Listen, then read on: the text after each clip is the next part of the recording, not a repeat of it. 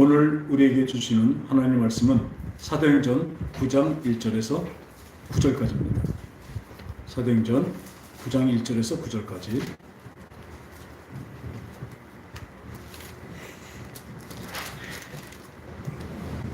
이미 찾으셨으면 한 절씩 서로 교독하겠습니다. 사울이 주의 제자들에 대하여 여전히 위협과 살기가 등등하여 대제사장에게 가서 가져갈 공문을 청하니 이는 나는 그 도를 따르는 사람을 만나면 나는 그를 막론하고 결박하여 예루살렘으로 잡아오려 합니다. 사울이 길을 가다가 다메섹에 가까이 이르더니 호련히 하늘로부터 빛이 그를 둘러 비추는지라.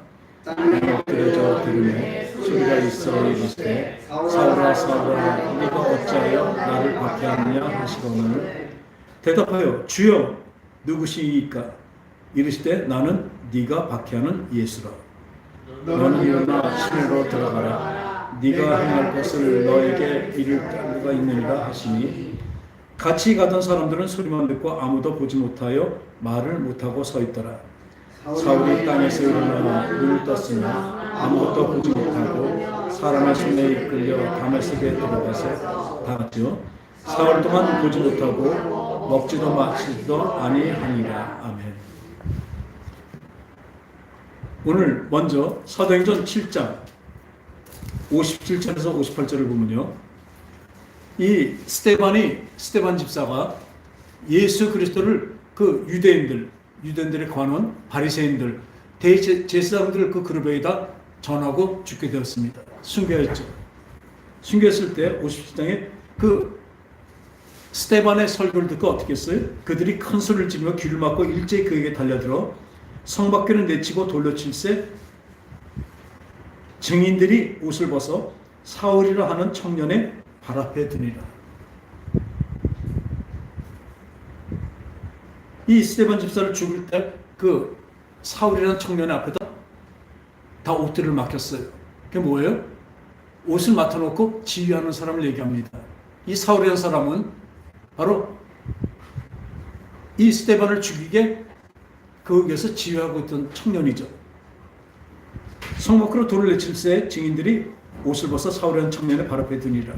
그들이 돌로 스데반을 치니 스데반이 부르짖어 이르되 주 예수여 내 영혼을 받으시옵소서 하고 무릎을 꿇고 크게 불러 이르되 주여 이 죄를 그들에게 돌리지 마옵소서 이 말을 하고 자니라.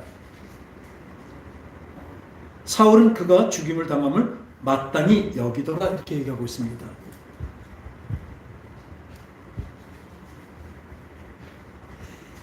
이 사도 바울 되기 전에 이 사울은요, 마땅히 그가 죽임을 당한 것을 당연히 알고 있었습니다. 왜요? 이단이니까. 자기가 믿고 있는 여호와 하나님을 반대하는 것들이니까. 그런데 나중에 다시 생각해 봤지만 이때 큰 바위가 있으면요, 바위를 쪼갤 때 보면 이 뾰족한 이 징 있죠? 징으로 망쳐서 때립니다. 때리면 금이 한번 가죠. 그 금이 간 다음에 거기다 계속 두들기면 쫙 갈라지게 되는 것이죠. 저는 이때 금이 갔다고 생각합니다. 돌로 쳐서 죽이는데 그 돌로 맞는 사람이 어떻게 얼굴이 환하고, 자기가 말할 때 예수님께서 벌떡 자리에서 일어나서 자기를 보고 계시다라고 얼굴이 환해졌었어요. 자기의 죽음을 알면서도. 그리고 지금도 어떻게 해요? 주 예수요 내 영혼을 받으시옵소서 하고 그 다음에 하는 말이 저들은 자기 죄를 모르니까 저들을 용서해 주시옵소서 하고 그런 고백을 합니다. 자기를 돌로 맞아서 죽어가고 있는데 아주 처참한 상황입니다. 그 상황에도 이 자기를 돌을 져서 자기를 죽이는 사람을 용서해달라고 하나님께 기도를 합니다. 어디서 많이 듣지 않았습니까? 예수님이 십자가에 돌아가실 때 그랬습니다. 아버지요, 저들이 하는 죄를 저들은 알지 못합니다. 그러니까 저들을 용서해 주시옵소서 기도했죠. 이 사도 바울은 거기서 이걸 들었습니다. 들었을 때 이미 한번 정이 간 거예요. 저 예수 믿는다는 사람들이, 저 이단들이 어떻게 저렇게 할까?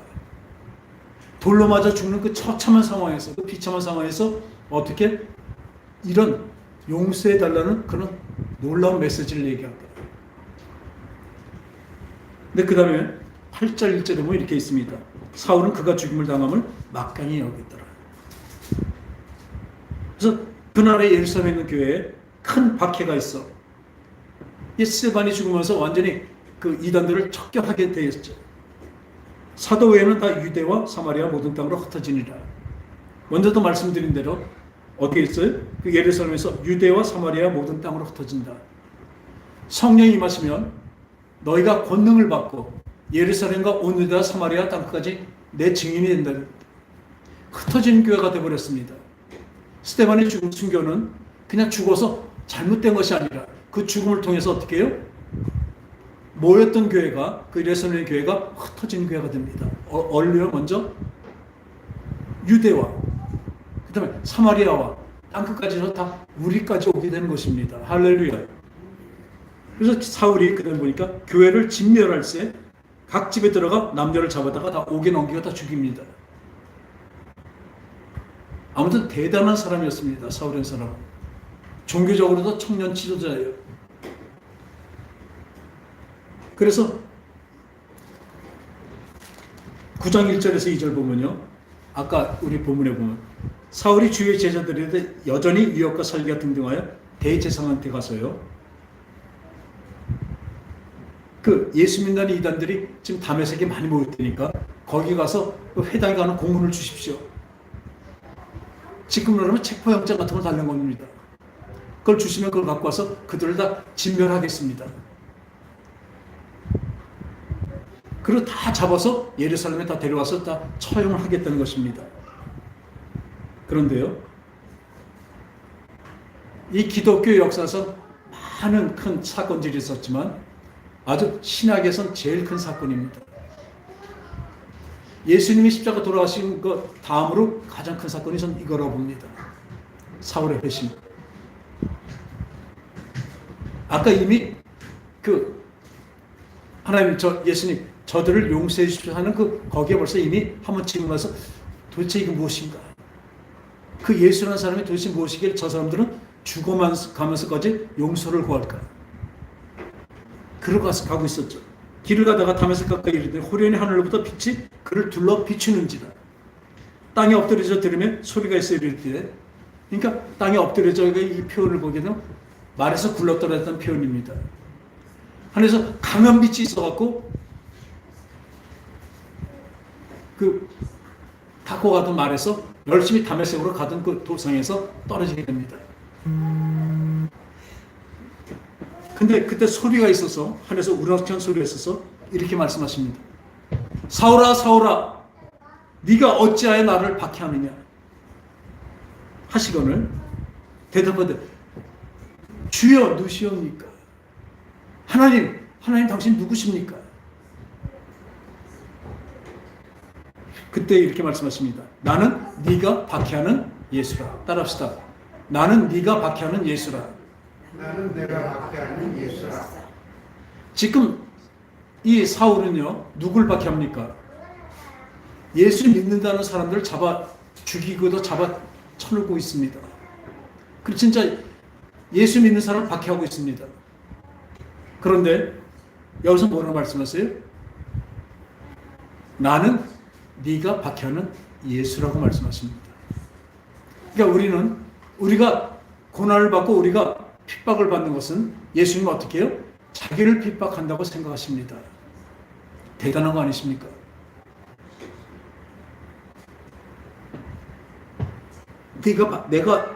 나는 네가 박해하는 예수라. 너는 일어나 시내에 들어가 네가 행할 것을 너에게 이를 자가 있느니라 하고, 근데 같이 가던 그 사람들은 다 큰 우렁찬 소리만 들었지 아무것도 보지도 못하고 아무것도 듣지 못했습니다. 우렁찬 소리로만 들었습니다. 다들. 그러나 오직 사울에게만 이 말이 들렸고, 그리고 그때부터 어떻게 돼요? 사울이 일어나 눈은 떴으나 아무것도 보지 못하고 사람의 손에 이끌려 다메섹으로 들어가서 9절 보니까요. 사흘 동안 보지 못하고 먹지도 마시지도 아니하니라. 우리는 이 눈을 그 충격으로 눈도 먹어서 먹지도 마시지도 못한 걸로 알고 있는데 보니까 어떻게 해요? 못하더라가 아닙니다. 뭐예요? 아닙니다. 안 먹은 겁니다. 진정한 3일 동안 금식 기도를 한 거예요. 그 충격이 얼마나 컸는지, 이 영적인 사람이기 때문에 그래요. 그 충격을 받아놓으니까 어떻게 돼요? 도대체 내가 박해하던 이 예수가 진짜 하나님이고, 진짜 그 말하는 하나님의 아들이고, 그분이 구원주라면 내가 어떻게 잘못 살았고 내가 너무나 잘못했지 않았냐. 그걸 회개하고 있었습니다. 3일 동안 보이지도 않았는데 먹지도 마시도 아니하니라요. 못하더라가 아닙니다. 우린 성경에서 이런 디테일 부분을 잘 봐야 돼요. 엄청난 차이입니다. 먹는 거하고 안 먹는 거하고 못 먹는 거가 다르죠. 그리고 그때 다메섹에는 아나니아라는 제자가 있어. 주께서 환상 중에 불러 이르되 아나니아, 네, 너는 일어나서 직가라는 거리로 가서 유다의 집에서 5 사람, 사울이라는 사람을 찾으라. 그러니까 가룟 유다는 뭐예요? 권사님, 가룟 유다는 뭐죠? 가롯 지방에 살던 사람을, 그 유다를 가룟 유다를 이렇게 얘기해요. 이 사람은 어디 살던 사람이에요? 다소라는 지방에 살던 사람입니다. 다소 사울이죠. 근데 그 사울을 찾으라. 그가 기도하는 중이다. 이렇게 말씀하십니다. 이 사흘 동안 뭐하고 있었어요? 진짜 이게 금식 기도입니다. 물 먹고 밥 먹고 그럴 겨를이 없이 기도하는 거예요. 그냥 밥 굶고 물 끊는 것이 금식 기도가 아니라고 분명히 이사야서 57장에 나와 있죠. 하나님이 기뻐하는 금식은 흉화의 결박을 풀어주며 압시장을 끌어주며 유리 방황한 자를 집에 데리는 것이 아니겠느냐. 근데 많은 사람들은 그 기도를 어떻게 알아요? 똑같이 그걸 써놓고도 이렇게 말합니다. 여러분들이 여기서 금식 기도를 잘하면요, 진짜 여러분들 사업이, 망했던 사업이 잘 됩니다. 여러분들이 직장에서 승진합니다. 집 나간 딸이 돌아옵니다. 이렇게 기복적인 얘기를 해요. 그 금식 기도는 전 많이 가봤죠. 거기 그거 써붙여 있어요. 뭐예요? 흉화의 결박을 풀어주며 앞제장을 끌어주며 유리방황자를 집에 드는 것이 아니겠느냐. 그러면 너의 의가 빛나서. 그렇게 쭉 나옵니다. 하나님이 기뻐하는 금식은 이거랍니다. 뭐예요? 흉화의 결박을 풀어지며가 아니라 풀어주며입니다. 여러분 자꾸 금식 기도를 자기 소원을 이루려고 하는 것이 금식 기도예요. 한참 부르짖고 철학의 기도하면서 때를 쓰다 진짜 때를 썼는데 안 주시니까, 안 주시는 게 응답인데, 안 주시니까 응답 못 받아 어디까지 가요? 굶는 데까지 갑니다. 저는 저기 아주 큰 기도원에 갔는데 거기 안 분이서 갔다가 거기서 저한테도 한 타임을 맡아달래요. 전 기도원에서 설교를 못합니다. 여러분들 끝까지 견디는 구원을 받는다고 이 지금 성화에 대해서 어떻게 거기서 얘기하겠습니까? 거기 기도원에 있는 사람들 다 뭔지 아세요? 내가 거룩해지고 하나님의 뜻대로 살아가겠다 나온 게 아니라 내 뜻을 이루려고 온 사람들이 기도원에 다 모여야 되니까요. 다 그런 건 아니지만 거의 대부분이 그래요. 그런 기복적인 신앙으로 와 있는 사람에서 거기서 제가 어떤 설교를 하겠습니까? 그분들한테 맞춰서 하겠습니까? 열심히 기도하니까 하나님 들으셨다. 그 말도 안 되는 소리잖아요. 우리 한번 생각해 보자고요. 기도를 이렇게 생각하면 돼요. 우리는 어린아이예요. 어린아이가 구하는 거 뻔합니다. 위험한 것도 구합니다. 모르니까. 근데 어른이 위험한 걸 사달라고 하면 주겠습니까? 안 주겠습니까? 자기 자식이 위험한 칼을 사달라는데 사주겠습니까? 안 사주겠습니까? 안 사주죠. 하나님은 우리보다 더 잘나, 내 나중까지 하시는 분이에요. 그래서 내가 구하는 게 뻔하기 때문에 그걸 안 주시는 거예요. 그게 응답이라니까요. 여러분들 못 받았다고 응답 못 받았던 게 아니라 그게 응답을 받은 것입니다. 그러니까 기도가 늘 그렇죠. 진짜 장성한 자의 기도는 그때 되면 그런 것을 구하지 않습니다. 어떻게 하면 아버지 뜻대로 갈까? 구할까? 그러니까 뜻대로 구하는 것은 받은 것을 믿으라고 말씀하신 거죠. 내 뜻대로가 아니에요. 아버지의 뜻대로. 그러니까 아버지의 뜻을 어떻게 합니까? 기도하고 말씀을 봐야지 그 아버지의 뜻을 확실히 알죠. 그리고 더더욱 되면 어떤 기도를 하게 됩니까? 아버지를 어떻게 하면 기쁘게 해드릴까 하고 기도하는 게 그 수준까지 가야 되는 것입니다. 우리는 그걸로 가고 있는 것입니다. 내 걸 구하는 것이 아니라 내가 어떻게 하면 아버지가 기뻐하실까요? 그것을 물어보는 게 진정한 기도입니다. 근데 늘 보면 어떻게 나에게 부족함을 이걸 아래고 이것 좀 해주세요. 해결해 주세요.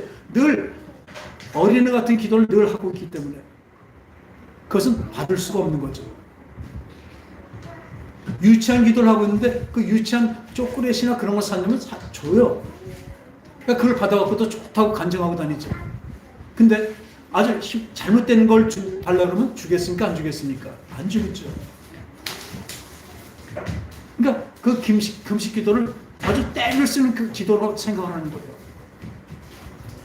근데 분명히 거기 뭐라 했어요? 흉악의 결박을 풀어주며 하나님 기뻐하면서 흉악의 결박을 풀어줘요. 내가 누굴 무지하게 미워하고 아주 그냥 저주하고 있는 그 상황이라도 그래서 풀어주는 거예요. 하나님 저거 빨리 회개하고 돌아서게 용서하게 해주세요. 용서하는 것입니다. 흉악의 결박을 풀어주는 것입니다. 돈으로나 힘으로나 또는 어떤 그 마음으로 그 사람을 묶고 있었던 것을 풀어주는 거라니까요. 그러면요 그게 왜 금식이 될까요? 내가 저 사람에게 꽂은 돈을 못 받아서 내가 밥을 못 먹어요. 근데 그걸 탕감해줘요. 그럼 내가 밥이 들어올까 안 들어올까요? 안 들어오죠. 그게 참 금식이에요. 그건 하나님이 얼마나 기뻐서 채워주실 것입니다. 하나님이 기뻐하는 금식은 흉악의 결박을 풀어주며 앞세상을 이끌어주며 유리 방황한 자를 집에 들이는 것이 아니에요. 손에 나라는 것이에요. 내 마음에 아주 스크래치가 나는 거예요. 그 어떻게 참습니까? 저 사람에 대해서 화가 나고 있는데 저 사람이 늘 얼마나 잘못했는데 저걸 용서해주고 한다는 것이 어떻게 되겠습니까? 그걸 참아낸다는 건 내 마음이 아주 그냥 고통이에요. 그걸 참는 것입니다. 뭘 보고 참아요? 하나님이 나를 사랑하신 그 사랑을 보고 참아내는 거예요. 그리고 이렇게 했을 때 하나님이 나에게 분명히 진정한 하늘의 복을 주신다는 것을 그 소망을 보고 참는 것입니다. 당장 눈앞에 것만 본다면요 거기서 짐은 안 되죠. 그러나 우리에겐 눈앞에 보이는 것은 잠깐이요. 눈에 보이지 않는 나중 것이 영원함이라는 것을 분명히 아시기 바랍니다.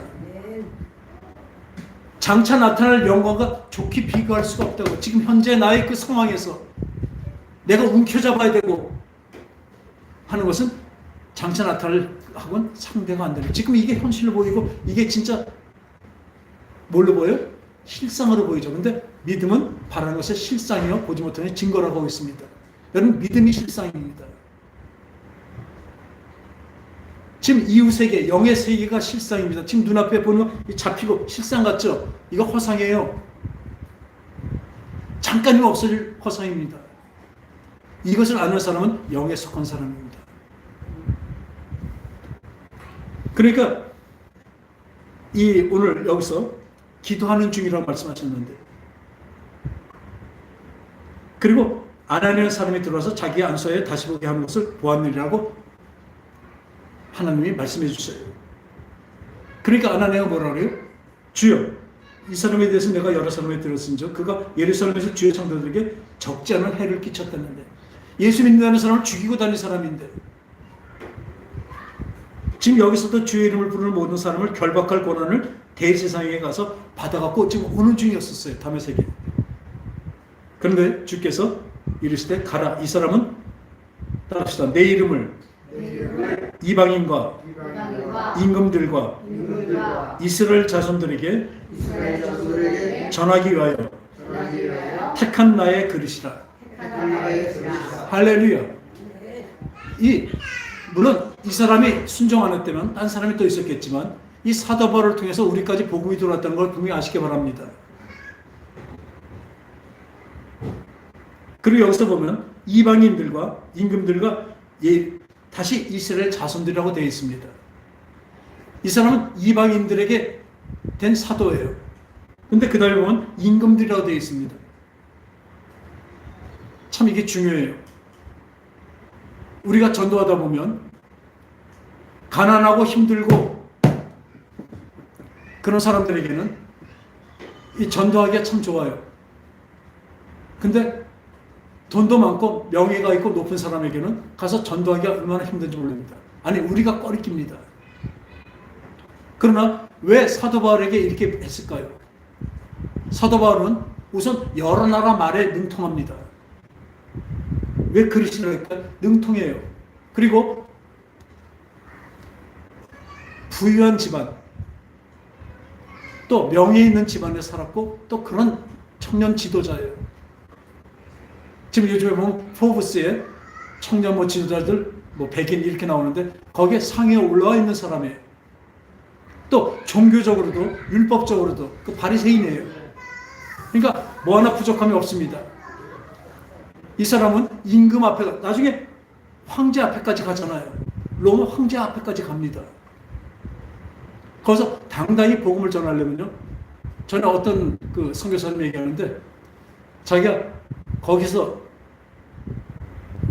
원주민들 사역을 참 잘하던 그 분들이 있었는데 그분하고 같이 와서 아주 유력한 사람과 같이 식사를 하게 됐대요.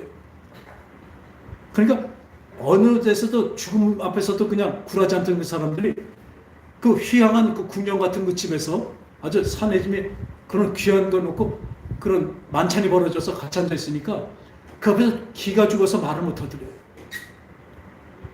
뭐 믿음이 없다는 것이 아니라.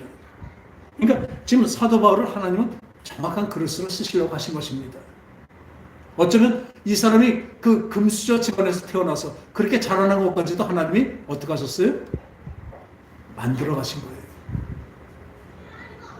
우리가 지금 보세요. 이 모양 이 꼴 된 게 뭐예요? 이 꼴이 뭐예요? 하나님이 가장 아름답게 지금 만들고 계신다는 것을 분명히 아시기 바랍니다. 하나님은 놓치지 않으셔요. 나는 왜 이런 거 만났을까? 난 하필 이런 거 만났을까? 우리 이런 말이 있죠. 늑대 피했더니 호랑이 만났다고. 우리 가면 갈수록 태산해요. 아주. 점점 나아지는 게 없어요. 또 우리 몸은 늙어가죠. 인간적으로 보면 진짜 어디 소망 둘 데가 없습니다. 진짜 그렇습니다. 우리 인간은 그렇습니다. 그런데 보세요. 왜 이렇게 됐을까요? 하나님이 진짜 눈이 어둡고 귀가 어두워지고 또 너무나 바쁘셔서 우리를 나를 못 봐서 그러실까요? 하나님이 그런 분 아니십니다. 따라합시다. 하나님은 전지전능하신 분이다. 그럼 전지전능하신 분이에요. 모든 것을 하시고 모든 능력이 다 있으신 분이에요. 근데 나를 자녀 삼으시고 어떻게 이렇게 생겨났을까요? 저번 애들에도 그 처음에 다니던 교회에서 나왔을 때 거기서 불미스러운 사건이 있는 것을 보기 때문에 나왔습니다.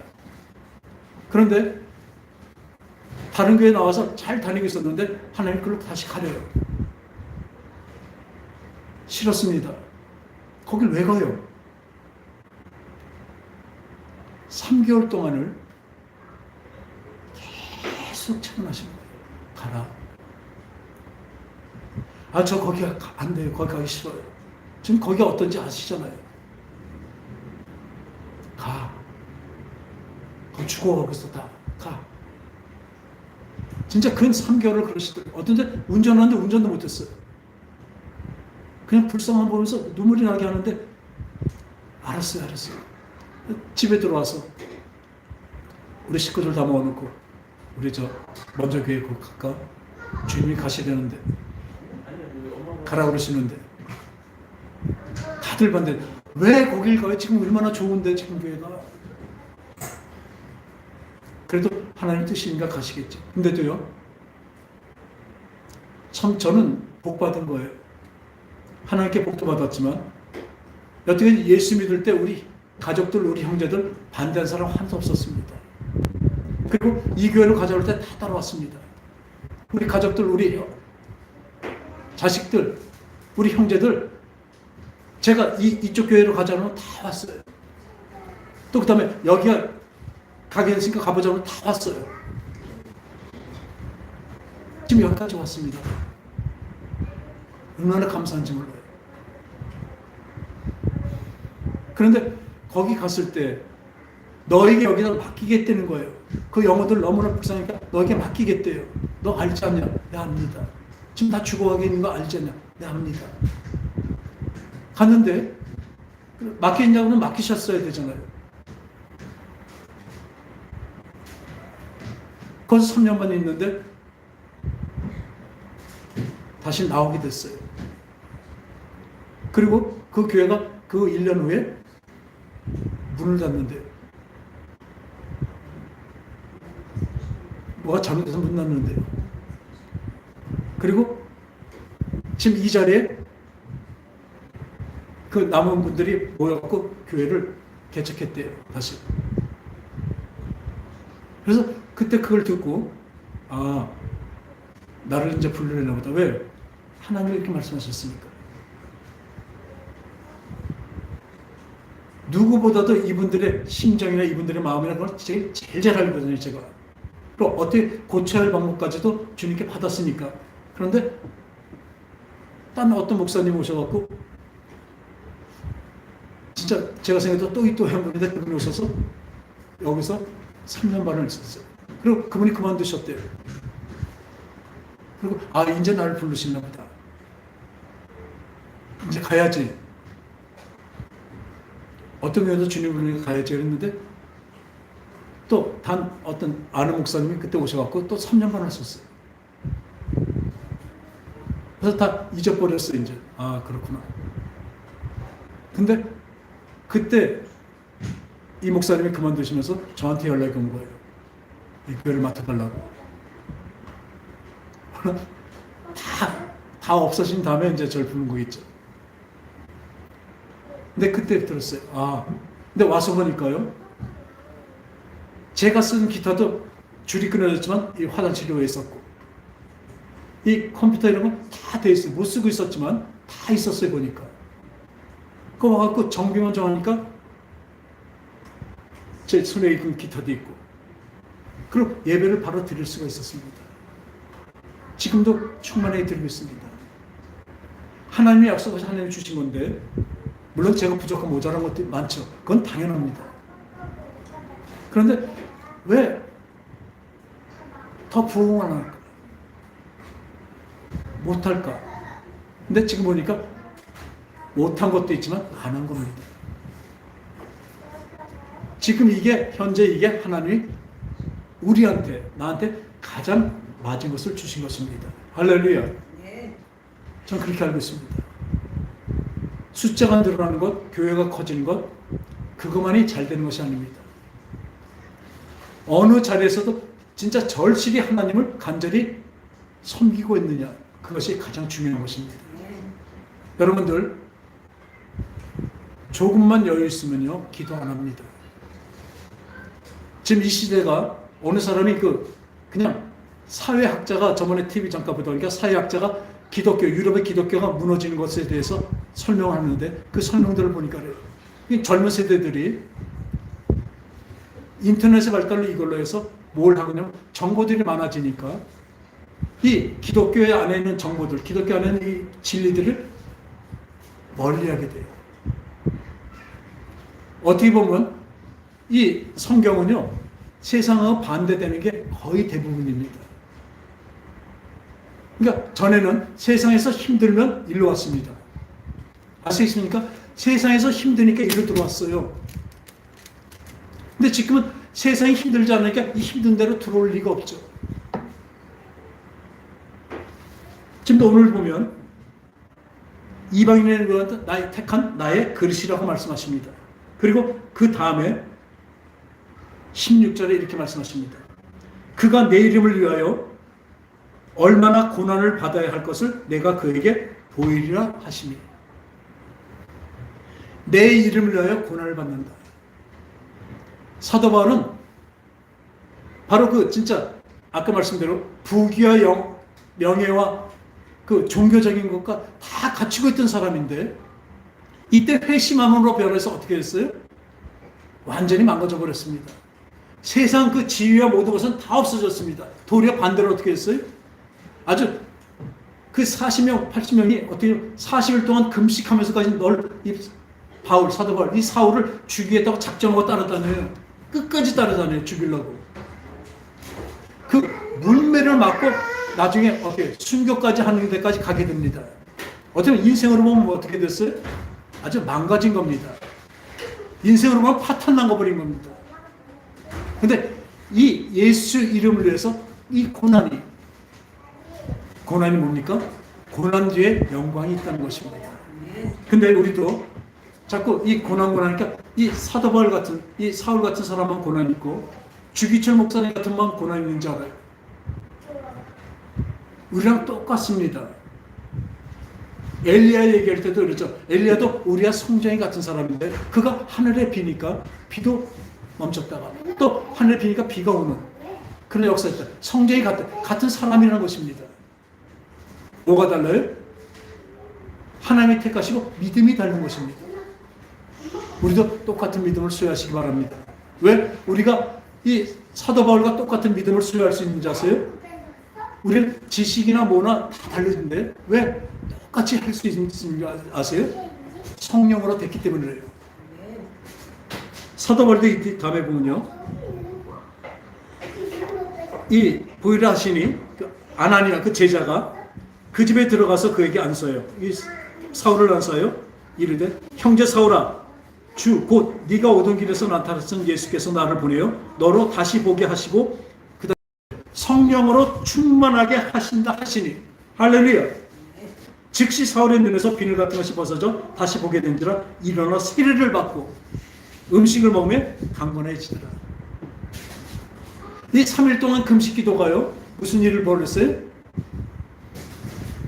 간절히 왔던 영적인 이 기도가 예수님께서 이 아나니아를 보내서 안수하게 하시고 눈을 벗어진 것뿐만 아니라 성령의 세례를 받았다는 것입니다. 성령의 충만함을 받았다는 것입니다. 성령의 충만함 안 받으면요 여러분들 제대로 예수 못 믿습니다. 분명히 말씀드리면 성령이 아니고선 예수를 주라 시인도 못해요. 여러분들 바지 덩어리만 다는 것입니다. 성령 안 받았다면.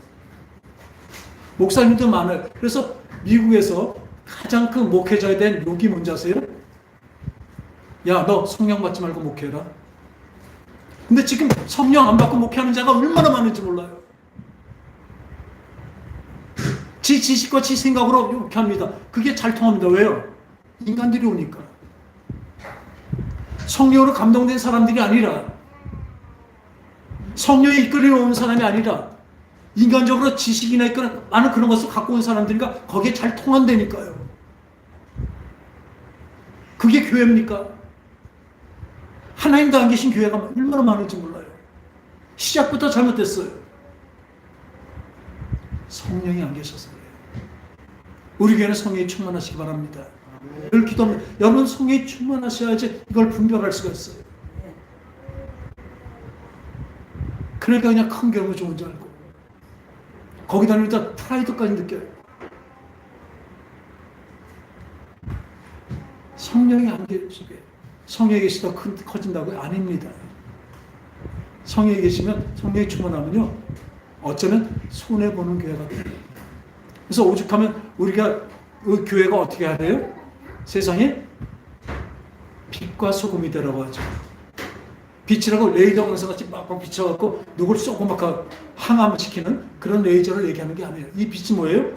자기 몸을 녹여서 남을 비추는 촛불 같은 걸 얘기합니다. 우리 교회가 그래야 된다니까요. 세상엔 빛과 소금이 돼야 되는데 이게 지금 그럽니까? 휘황찬란하게 빛을 막 비치면서 화려하게 비치면서 아주 큰 건물을 자랑하면서 비치고 있죠. 아주 돈으로 덕적지 발라놓죠. 그리고 소금이에요. 소금이 짠맛을 잃으면 무슨 소용이 있으려? 길에 밟혀 그냥 흙보다 더하게 밟힐 것이다. 소금이에요. 자기 몸을 녹여서 남을 짭짤하게 만드는, 만나게 만드는 그것이 교회의 사명, 또 우리 교인들의 사명입니다. 그러니까 지금 여기서 이 사울이 아나니아를 통해서 받고, 근데 예수님 내 이름 위하여 고난을 받을 것은 내가 그에게 보이리라. 우리도 예수의 이름으로 고난을 받아야 됩니다. 그래서 예수 믿는 그 삶은요, 예수 믿는다 그러면 나 이제 죽었습니다 합니다. 자기가 살아나면서, 자기가 살면서 예수 믿는다고? 그런 교인들이 얼마나 많은지 몰라요. 그러니까 제가 존경하는 목사님이 이렇게 얘기해요. 예수 믿는다는 건 죽었다고 복창해라. 근데 훈련 가면요, 너 죽었다고 복창해라. 아주 죽을 만큼 고통이 있거든요. 훈련이 있거든요. 근데 그 훈련 뒤에 뭐가 있어요? 훈련이 끝나면 다음에 임관할 수도 있고, 다음 부대로 나가야 됩니다. 이 훈련이 없으면 안 되죠. 우리 인생에서 인생 자체가 훈련입니다. 어떤 사람이 이렇게 말해요. 이 고난의 터널을 언제 통과할까요? 우리 광야 같은 생활이잖아요. 광야가 있는데, 광야는요, 가나안 들어갈 때까지 광야입니다. 우리 인생은 광야길입니다. 많은 사람들이 이렇게 해요. 광야가 힘들잖아요. 그러니까 이 광야길 언제 끝날까요? 너 죽어야 돼. 자꾸 이 광야길을 끝나고 이 고생이 언제 끝날까요? 늘 그런 생각을 하고 있기 때문에 기도도 그렇게 하고, 하나님 주신 고난을 진짜 그것도 받아 누려야 되는데 그것은 하는 것이 아니라 그 결과가 영광이라는 것을 알지 못하기 때문에 이 땅에 살면서 어떤 일이 벌어지면 먼저 몰래요? 세상적으로 일을 풀이하려고 그래요. 내가 손해 안 보려고 그래요. 내 마음이 더 좋아지려고만 합니다. 우쭐해지려고 하고 있죠. 근데 그 결과는 무엇입니까? 교만은 패망의 선봉이요, 겸손은 존귀함의 앞잡이라는 것을 분명히 아시기 바랍니다. 우리 사는 데서도 교만한 사람 누가 좋아하겠습니까? 아이들도 보면, 친구가 많은 애들 보면요, 그냥 남의 말도 애들 잘 들어주고 자기 것도 좀 잘 쓰고 그런 애들이 친구가 많아요, 보면. 근데 잘나갖고, 진짜 잘나서, 잘나고 아주 이뻐갖고 그런 애들 옆에 친구 있습니까? 없어요. 잘난 척하는 애들. 우리 하나님 앞에서 또 교만한 사람들이 얼마나 많이 있습니까? 하나님께서 그냥 머리도 하나 조아리지 못할 정도, 뜨지도 못할 정도잖아요. 근데 거기서 늘 보면 하나님 앞에서도 잘난 척하고 있어요. 이 사도 바울이 그 아나니를 통해서 눈에 보려고 성령의 충만함까지 받게 되었습니다. 할렐루야. 그 다음에 사울이 다메섹에 있는 제자들과 함께 며칠 있을 때 즉시로 각 회당에서 예수가 하나님의 아들이심을 전파하니 놀랍습니다. 며칠 만에 성령 충만을 받고 나니까 며칠 만에 어때요? 그 제자들과 며칠 있는 바람에 그 다음부터 어떻게 해요? 각 회당에서 나가서요, 예수님이 하나님의 아들이라는 것을 아주 선포해서, 그 밑에 보면 20절에 보면 사울은 더 힘을 얻어 예수를 그리스도로 증언하여 다메섹에 사는 유대인들을 당혹하게 하니라. 근데 이건 당혹하는 것보다도 이전 성경에서는 뭐라고 되어 있냐면 굴복시키니라 되어 있습니다. 아주 상대편을 말을 못하게 해요. 근데 이거는 또 다른 면도 있지만 굴복시킨다, 당혹시킨다, 믿게 만든 것은 아니죠. 근데 그만큼 성령이 충만하니까요, 예수 그리스도에 대해서 확실히 알게 된 것입니다. 아까 말씀대로 성령이 아니고선 될 수가 없는 것입니다.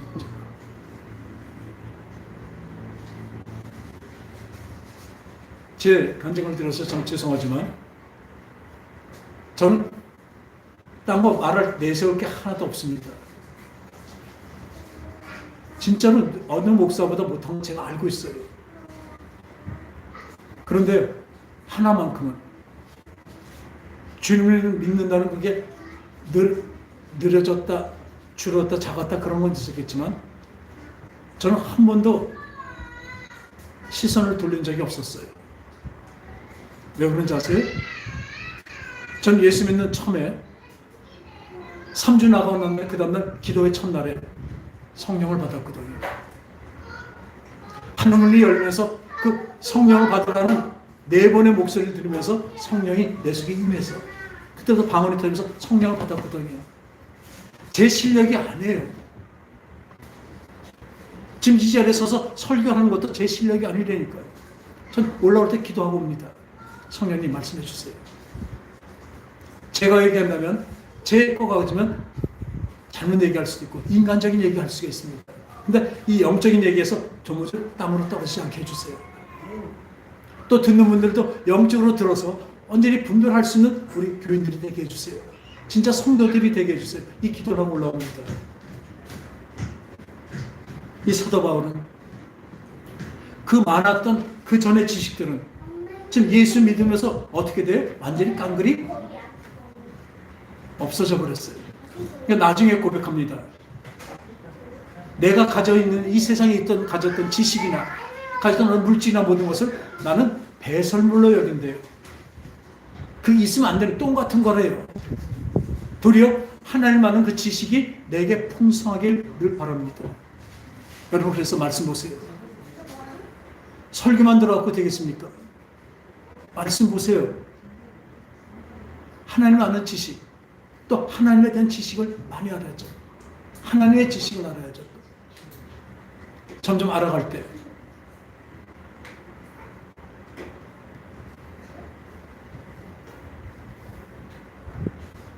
그래서 사도 바울은 이 여러 날이 지남에 유대인들이 사울 죽이기를 공모하더니 그 계교가 사울에 알려지니라. 그들이 그를 죽이려고 밤낮으로 성문을 지키고는 그의 제자들이 밤에 사울을 광주리에 달아 성벽에서 달아내리니라. 할렐루야. 이 사도 바울, 이 사울이 그 전에 갖고 있던 종교 지식이 많이 있잖아요. 그걸 거기에다 뭘 넣었어요? 그 여호와 하나님이 예수 그리스도라는 것을 대입하니까 이 지식이 완전히 하늘의 영의 지식이 되어버린 것입니다. 그 전에 공부했던 것이 아무리 없어진 것이 아니라 그것을 배설물로 여긴다는 뭐냐면 인간적인 생각에 있는 것을 배설물로 여긴다는 것이죠. 그 지식까지 버린다는 것이 아닙니다. 갖고 있던 종교적인 지식이나 사회 지식이나 모든 것들을 거기에 뭘 넣었어요? 거기에 정점이 예수 그리스도 주님이라는 것을 거기다 집어넣으니까 모든 지식이 총망라가 된 것입니다. 누구도 건드릴 수 없는 지혜가 생긴 것입니다. 이 사람이 어떻게 돼요? 바로 며칠 후부터 그 회당에 나가서 예수 믿는 사람들 그 모여있는 거기 가서 뭐예요? 이게 아니라 그 회당들, 그러니까 유대인들의 회당들 있죠. 거기 가서 예수가 그리스도라고 전해요. 죽음을 각오한 거죠. 성령이 들어오고 내재되고 충만하니까 어떻게 해요? 성령이 충만해야 죽음을 두렵지 않게 생각하는 것입니다. 여러분은 죽음이 두렵기 때문에 신앙생활을 못하고 있는 거예요. 당장 지금 보세요. 우리가 믿는다는 것. 지금 사도 바울은 완전히 진짜 정점을 받기 때문에 이 세상 것은 완전히 포기한 것입니다. 내가 그 유대인 그 사당에 회당 가서 전하면 어떻게 해요? 그 전에 어떤 사람입니까? 유대인들이 그 아주 청년 대장으로 돼갖고 그 예수 믿는 사람을 아주 죽이고 다 하던 사람인데 이제 팍 박혀갖고 어떻게 해요? 내가 잘못 알았다. 이분이 진짜 우리 주님은 예수 그리스도 그분이 하나님의 아들이시며 우리가 십자가에서 죽인 그 예수께서 우리를 위해서 죽으신 거라고 얘기하는 겁니다. 이 복음을 전하니까 얼마나 놀랐겠습니까? 그러니까 그 사람들이 무슨 말을 하려면 아주 그냥 가진 지식까지 그 가진 지식을 승화시켰으니까 무슨 말씀이 아십니까? 이 사람 갖고 있던 모든 지식과 종교 그 모든 행위와 지식이 거기에 진짜 정점이 진짜 예수라는 것을 대입시키고 나오니까 아무도 꼼짝 못하는 거예요. 어떤 성경을 갖다 대놔도 그거 예수님이야. 이렇게 한 것도 예수님이야. 이게 얘기하니까 어떻게 그 회당에 있는 사람들이 이깁니까? 성령을 이길 수가 없습니다. 죽음을 각오하시게 됩니다. 그래서 오늘 말씀대로 목숨을 걸었습니다. 왜냐하면 우리의 목숨은 잠깐이지만 그 나중은 엄청난 영원히 기다리고 있다는 것을 믿었기 때문입니다. 그것을 받아놓으니까 이제 눈에 보이는 것이 없는 것입니다. 그러니까 어떻게 해요? 유대인들이 막 죽이려고 넘어가니까 바구니에 태워서 성 밖으로 성문을 다 지키고 있으니까 근데 보내야 되니까 성 밖에 바구니를 타고 내보냈대요. 그 어떤 목사님은 자기는 성경 중에서 제일 통쾌한 게 이것들이에요. 살짝 도망간 거. 이게 제일 통쾌하더래요. 그래서 우리 믿는다는 것은 세상과 부딪히게 될 때 우리는 어떻게 해요? 따라합시다. 세상의 것을 포기하는 것이다. 지금 이 순간에도 보세요. 말씀 듣는 거하고 딴 거하고 어떤 걸 포기합니까? 뭘 포기해야 돼요? 말씀 듣는 걸 방해하는 걸 포기해야죠. 그래서 바로 뭐냐면 첫 번째는 육체와 싸워야 됩니다. 그 몸의 피곤과 아주 잠 때문에 주님 앞에 나오지 못하는 것, 그거 이겨내야죠. 아주 1차적인 것입니다. 또 어디 여행 가거나 쇼핑 가거나 이 주일에 뭐 하는 것, 주일과 재밌는 것 때문에 주님과 멀어지는 것, 주님과 멀어지는 것입니다. 사울은 이 충만한 것을 받아야 이런 것을 다 버릴 수 있게 되는 것이죠. 우리도 마찬가지입니다. 그리고 두 번째는 세상과 싸워야 되는데 이것도 성령의 충만함 없으면 안 됩니다. 요즘에 이런 얘기예요. 요즘은 좀 다르다. 요즘 풍습이 달라져요. 젊은 애들은. 근데 근본은 안 바뀌어요. 예절이 없는 겁니다. 요즘 애들 뭐 전화도 안 하고 뭐 안 한다고. 우리 진짜 그런 사람도 있어요 지금. 근데 그거는요. 요즘 시대는 다 그렇대요. 안 해요. 요즘 시대가 잘못하고 있는 겁니다. 시대에 따라가면 안 돼요. 근본은 바뀌면 안 돼요. 예절이 어떻게 바뀝니까? 예절이 바뀝니까? 그래서 이 선과 악이 막 바뀌어요. 세상이 그려져 버립니다. 웬만한 악은 그냥 선하다고 그래요. 여기서 분별을 할 수 있어야 됩니다. 이 믿는다는 것도 그래서 어떻게 돼요? 희석이 돼요. 어느 정도면 돼요. 이 정도면 돼요. 안 해요. 둘 중에 하나라니까요. 여러분들 지금 이렇게 해갖고 그 결과는요. 둘 중에 하나니까 한번 생각해 보라고. 내가 이래 갖고 천국 갈까 지옥 갈까 둘 중에 하나지 중간 없어요. 성경에서 분명히 얘기합니다. 중간 없다고 말합니다. 너는 둘 중에 하나를 택해라. 여호수아가 얘기하죠. 너 하나님이냐 아니면 세상이냐. 또 디모데후서 돈이냐 하나님이냐. 둘 중에 하나 택하라는 거예요. 누가 택해요? 내가 택하는 것입니다. 근데 돈을 안 택하고 세상을 안 택하고 하나님을 택하려면 어떻게 합니까? 이것을 버려야 되는데, 포기해야 되는데 그 쓰라림이 얼마나 크겠습니까? 손해가 얼마나 크겠습니까? 그걸 생각하는 게 아니에요. 이거 포기한 만큼 이거는 잠깐이고 이건 착되는 걸 알아야 돼요.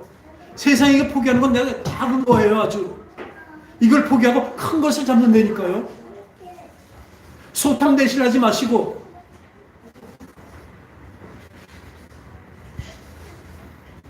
소실 대탐하는 저와 여러분 되시기 바랍니다. 이걸 분별할 수 있어야 되죠. 그 뭐예요? 아까 말씀드린 성령의 충만합니다. 따라합시다. 주님, 성령의 충만함을 우리에게 주시옵소서. 그렇게 해야 우리는 이 세상을 이기며 믿음으로 살아갈 수가 있습니다. 마귀는 얼마나 교묘한데요. 얼마나 강교한데요. 가장 그럴듯하게 미혹시키고 우리를 타락시킵니다. 타락이라는 것은 무엇이에요? 하나님으로서 떠나가게 만드는 것입니다. 이 믿는 자는 바로 세상으로부터 고난이 오기 마련인데 이것을 이기려면 바로 아까 말씀드린 성령의 충만함으로, 분별함으로, 성령의 충만함으로 이겨나가는 것입니다. 그래서 끝까지 견디는 자는 구원을 얻습니다. 왜요? 왜 견딜 수 있습니까? 내 뒤에 오는 영광은 지금 이 고난과 뭐예요? 좋게 비교도 안 됩니다. 여러분들 그런 소망을 가지시기 바랍니다. 여러분들 앞에 뭐가 있어요? 지금 당장 눈앞에 어려움과 고통과 손해가 있지만 그러나 이것을 감수할 때 우리의 뒤에는 뭐가 있어요? 고난으로 가득 찬 하나님의 복이, 놀라운 하늘의 복이 영원히 기다리고 있다는 것을 우리가 분명히 믿으시기 바랍니다. 이 믿음이 있을 때 우리 모든 것을 이겨냅니다. 기도하겠습니다. 하나님 아버지, 사도 사울은 예수님을 만나고 나서 간절히 기도하던 중 그 제자 아나니아를 통해서 바로 눈을 보게 되고 또 든든히 먹고 든든해지며 무엇보다 또 이방인을 위한, 임금을 위한, 예루살렘을 위한 사도로 그릇으로 쓰임받게 하시고 거기에 따른 고난이 있다는 것을 분명히 알려주셨는데 이 고난은 성령의 충만함으로 이겨낼 수 있다는 것을 또 말씀하시고 성령의 충만함을 주셨습니다. 그래야 이 사도 바울이 이제 모든 위협과 공포와 그 유대인들의 그 박해를 다 감수하면서 나중에 죽음까지 가고 로마까지 가서 황제를 만나는 귀한 역사까지 이루게 된 것을 믿습니다. 하나님 아버지, 우리의 목숨은 잠깐입니다. 우리의 눈앞에 있는 것은 즐거움은 잠깐입니다. 이것에 현혹돼서 영원한 것을 놓치지 않는 그런 우를 범하지 않게 하여 주시옵소서. 지금 현재는 잠깐이나 그러나 영원한 것은 이제 영원하고 크다는 것을 우리 늘 분별해 알고 깨닫는 저와 여러분 되었습니다. 우리 모든 성도들 되게 역사하시고 도와주시옵소서. 그래야 죽음까지도 각오하고 죽음까지도 견뎌내는 우리 모든 성도들 되게 주님 성령